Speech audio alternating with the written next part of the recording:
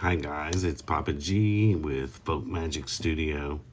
And I don't think this is really a rant, but I did want to talk about something that happened, which makes me think we got to talk about how whenever you perform spell work, any sort of witchcraft or anything like that, that you have to be an active participant in what goes on behind the scenes to make a spell work. If you're casting a spell, you have to behave and act and react in a way that will bring about the results. For example, I had someone who got a spell of mine, a small one. It was not an expensive spell. It was a little candle, and they wanted it for a do as I say spell, where they wanted to actually have the man in their life keep the promises that he said he was going to keep. He was going to do the things that he said he was going to do. And this was back in September, and apparently the spell didn't work. So they contacted me and pretty much wanted to give me an opportunity to make things right before they put out a review.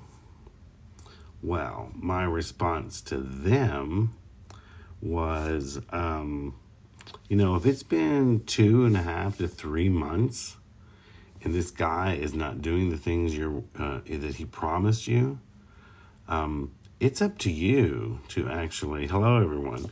We're talking about someone actually had got a spell for me to get a guy to do what they wanted him to do, and it did not work.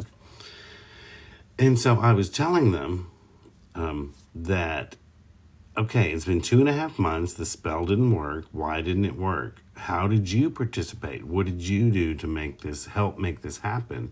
And apparently they did nothing. So I told them, I said, if it's been 2.5 months and you didn't actually say to the person, listen, you're not following through on all the things you promised me. You're not doing all the things you said you were going to do.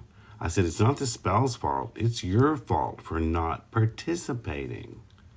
You just sat back and just expected a candle flame to make all your dreams come true without you participating in your own life. So to make a spell work, you have to actively participate and act and react and behave in a way that brings about what you're wanting to happen. For example, you can't do a bunch of love work to get somebody back, and then every time you see them, you treat them like crap. That goes against what you're trying to achieve. So I pretty much tell them, hey, if you haven't told the guy, listen, you're not following through with your promises, what's up? I said, and if you're not saying that and you're just letting things roll and not saying a word, I said, you're teaching him that he doesn't have to follow through with these promises. He can just do whatever he wants because you're going to tolerate it. So yeah, spell work is not always about lighting a candle and walking away. My advice to them was, a spell is supposed to work on the energies behind a situation, work on the energies in the universe to open a door of opportunity for you. But once the door is open, you have to walk through the door. You have to do the work. You have to do the right behavior. You have to do what you've got to do on your end to help make it work. It's like casting a job spell, but not filling out any applications. Oh, the candle's going to do it for me. Bullshit. You've got to participate in a spell for it to work. And yeah, that's really it's a little rant. That's all I want to say. But I get this a lot from people. It's like they just think they're gonna spend anywhere between $10 and $25 on this little spell work, and it's going to move mountains for them while they just sit on their butt at home and do nothing about their situation. And so keep that in mind whenever you go do your spell work.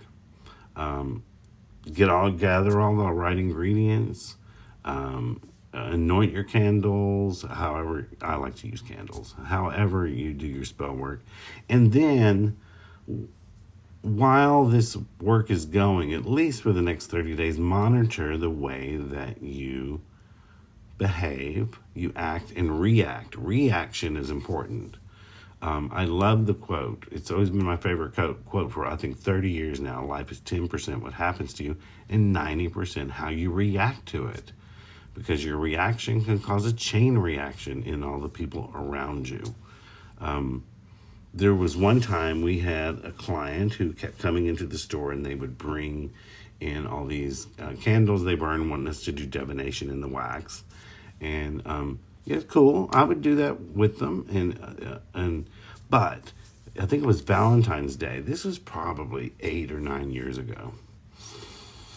And she said the boyfriend had already moved in with another woman. He'd been living with her for almost a year. And she said that she called him up at work and she told him she was tired of this shit, that he needed to get home. She had seen where the woman put on Facebook, "Hey, baby, it's Valentine's Day. I've got your favorite meal made. I bought new lingerie. I got candles lit, and I got massage oil." And I told her, I said, well, right there's your problem. I said, on one hand, I have someone cooking my favorite meal. They've bought new lingerie. They've lit candles and got massage oil.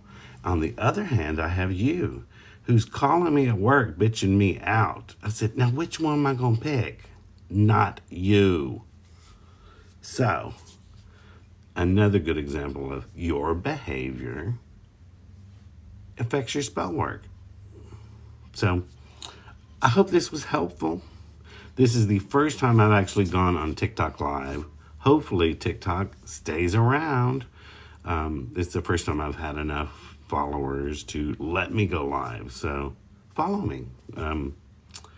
And let's see. I'm used to doing YouTube, but let's see if I can figure out exactly how to make this turn off, guys. I hope to do a lot more. I would like to do some live readings on here, and maybe even do throwing the bones and stuff. What do you guys think? This is Papa G, and my website is folkmagicstudio.com, and our main store is at Aromag's Botanica, which is AROMAGS.com. Like I said, I hope this helps.